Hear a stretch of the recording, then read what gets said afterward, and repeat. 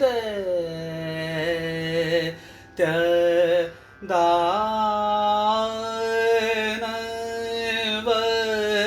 सहन्त्रिकोटे वेद्धूत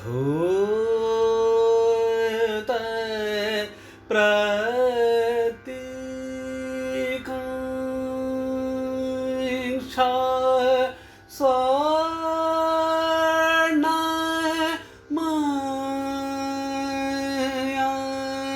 पीता वासन कर धनियरुषवहस्त कटे देश सुशोभितम्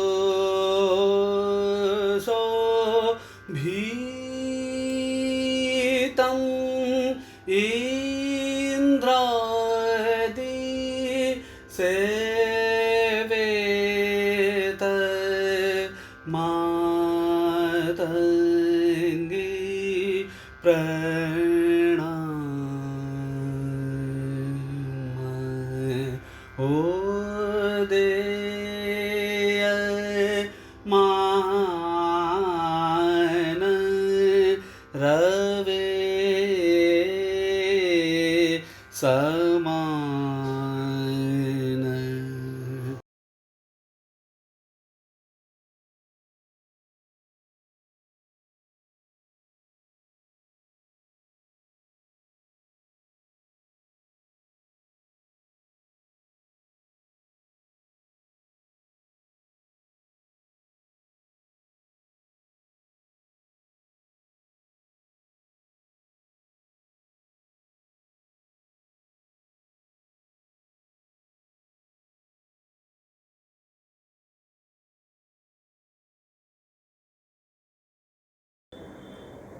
गौतम सर प्रणाम।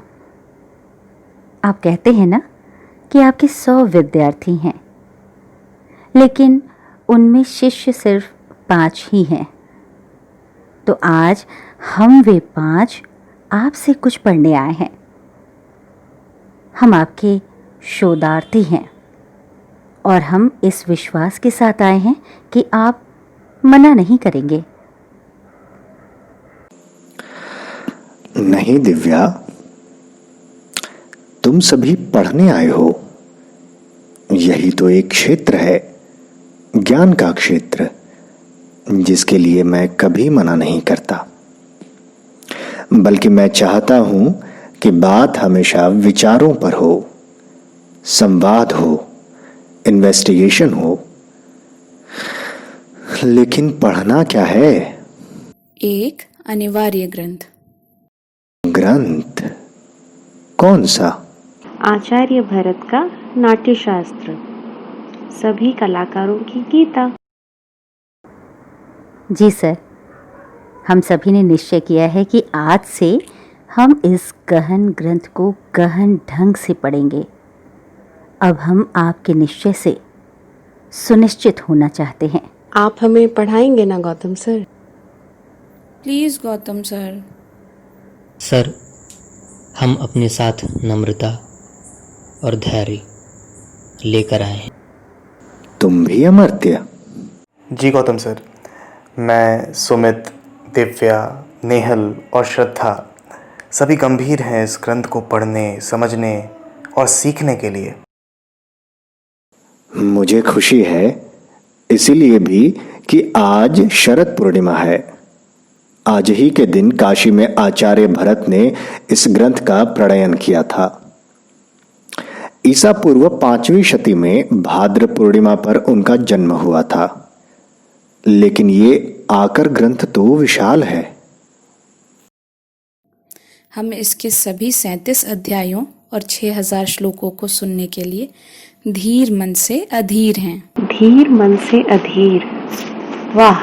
और श्लोक नहीं, कारिका।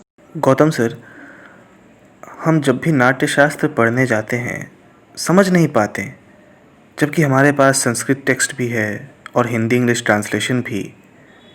क्यों नहीं समझ पाते, ये समझ नहीं आता। पहला पेज पढ़ने जाते हैं, कहीं ब्लॉक हो जाते हैं, फिर किताब बंद कर देते हैं, फिर कभी खोलते हैं, फिर बंद। हर बार यही होता है। मुझे लगता है पहली दिक्कत उसकी भाषा को लेकर होती है, प्राचीन भाषा, फिर उसके असंख्य टेक्निकल टर्म्स, शब्दावलियाँ, म्यूजिक की, ड्रामा की, डांस की। इससे हम रिलेट नहीं कर पाते। जी गौतम सर, संस्कृत, हिंदी या इंग्लिश, भाषा से परेशानी नहीं। नेहल ने सही कहा, परेशानी उसकी प्राचीन भाषा और शब्दावलियों को लेकर है, जिन्हें हम नहीं समझते, जो हमारी आज की कला के व्यवहार में नहीं है, जैसे वर्धमानक, विष्कंभक, मत्वारणी, आश्रावणा। फिर ब्रह्मा, इंद्र, जर्जर।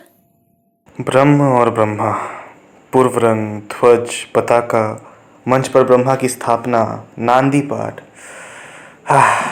ध्रुवा गायन, प्रावेशिकी ध्रुवा, अड्डिता ध्रुवा, जाति गायन, तांडव, अंगहार, करण। तो कैसे समझें हम गौतम सर? आप ही समझा सकते हैं गौतम सर। सर, हमने अपनी परेशानी आपके आगे रख दी है, अब आप। तो कहाँ से शुरू करें, कैसे शुरू करें? पहले अध्याय की पहली कारिका से या अपने पहले अध्याय से, अपने बिल्कुल पास से? क्या हम नाट्य शास्त्र को पढ़ने के लिए, जिसे पंचम वेद कहा गया है, एक ऐसा चित्त या मन बना सकते हैं जिसके प्रकाश में हम वो सब समझ सकें जो भरत मुनि कह रहे? जैसे आंखों में प्रकाश नहीं होगा तो हम किताब नहीं पढ़ सकते, उसी तरह यदि चित्त में प्रकाश और हृदय में प्रेम नहीं होगा तो वेद अपने रहस्य को कैसे हमारे सामने खोलेगा? एक बड़े काव्य शास्त्री ने कहा है कि निर्मल मन होने से विद्या अपने आप को उसी तरह प्रकट करती है जैसे नववधू अपने पति के आगे वस्त्र उतारती है। ब्रह्मा ने जब नाट्य वेद इंद्र जैसे देवता को देना चाहा तो उन्होंने मना कर दिया। उन्होंने कहा, हम में इसे ग्रहण करने की योग्यता नहीं। ये योग्यता ऋषियों और मुनियों में होती है। उनमें ग्रहण, धारण और प्रयोग की योग्यता होती है। वे उत्तम व्रतों का पालन करते हैं और वे वेद के गूढ़ रहस्य को जानते हैं। यानी सारांश ये है कि इस वेद को हमें भी पढ़ने के लिए एक ऋषि मन की जरूरत है। तो क्या हम ये ऋषि मन बना सकते हैं ताकि कारिकाओं में जो ज्ञान निहित है उसे ले सकें, रिसीव कर सकें? ये पहला अध्याय है जो हमारे बिल्कुल पास है। ग्रहण करने की योग्यता, पात्रता। यूरोपियन साहित्य समीक्षा में इसे रिसेप्शन थियरी या रिसेप्शन एस्थेटिक्स कहा गया है। तो क्या आज पहले दिन इस पहले अध्याय को हम समझें, इन्वेस्टिगेट करें कि क्या होता है ऋषि चित्त या एक ऋषि मन या सीयर माइंड? यस, बिल्कुल। पहले अध्याय से ही शुरू, अपने पहले अध्याय से। क्या होती है ग्रहण की योग्यता? क्या होता है सीयर mind? How to approach? Gautam sir, आप ही सरल करिए ना। जी सर, ग्रहण करने की योग्यता कैसे आती है? श्रुति, स्मृति और धृति से। पहले श्रुति। क्या हम सुन सकते हैं?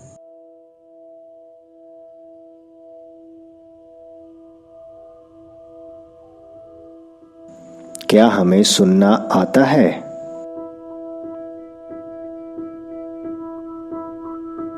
क्या हम बिना सोचे सुन सकते हैं?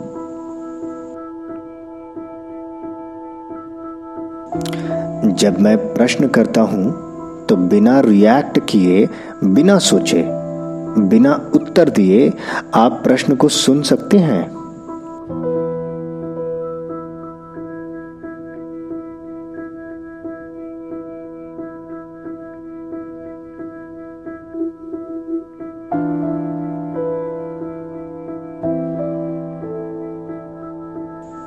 क्योंकि मैं एक अवस्था से प्रश्न कर रहा और आप एक अवस्था से अपने भीतर रिएक्ट कर रहे, तो इससे प्रश्न का सौंदर्य नष्ट हो गया।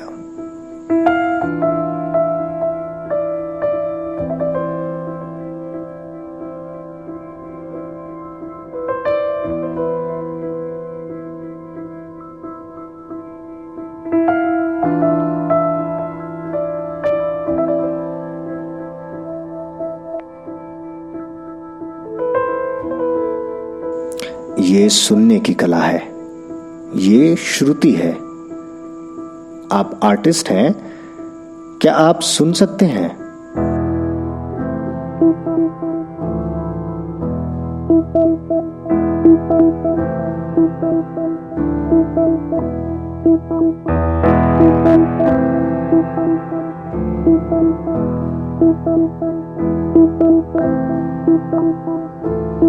क्या आप वो सुन सकते हैं जो भरत कह रहे?